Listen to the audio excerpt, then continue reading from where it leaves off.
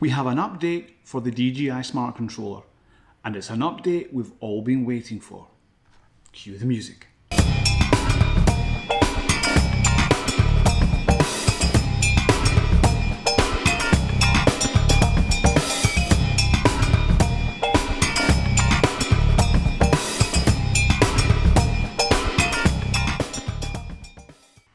Hi everyone, Stephen from the Flyby Guys. How are you all doing?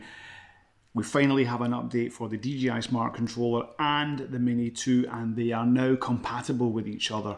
Finally, it's happened. DJI have listened to us and they've finally given us the update. They sneaked this one in. They didn't give us any warning. In fact, there's nothing so far on Twitter or anywhere else. There's a couple of updates. I got a message this morning from Sean from Geeksvana. Thanks, Sean.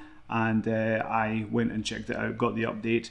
So just to give you some tips when you're updating your smart controller, make sure that the Mini 2 is also updated before you update or you try to link it. So go into your main controller with your phone, update the Mini 2 there, make sure everything's updated, and then you can then update the smart controller, and then you can do the linking. I had a little bit of trouble with that actually, because I thought I had updated the Mini 2 and it wouldn't connect, and it was very, very annoying. But then I went and double checked it and it actually didn't update. So I managed to update it and everything is fine. So yeah, it's a nice little update. It just means that this is one controller to rule them all. We can do them all here. You know, we have the we have the Air 2S, the Air 2, the Mavic 2 Pro, Zoom, Phantom 4 version 2, the Mavic Enterprise range. Everything is on here.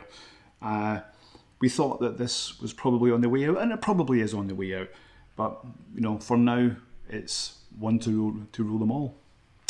Anyway, that's all for this update, everyone. Thanks very much. Make sure you like and subscribe. We're almost at the 1,000 subscriber mark here. So we've got lots more to come. And we'll see you next time. Fly safe.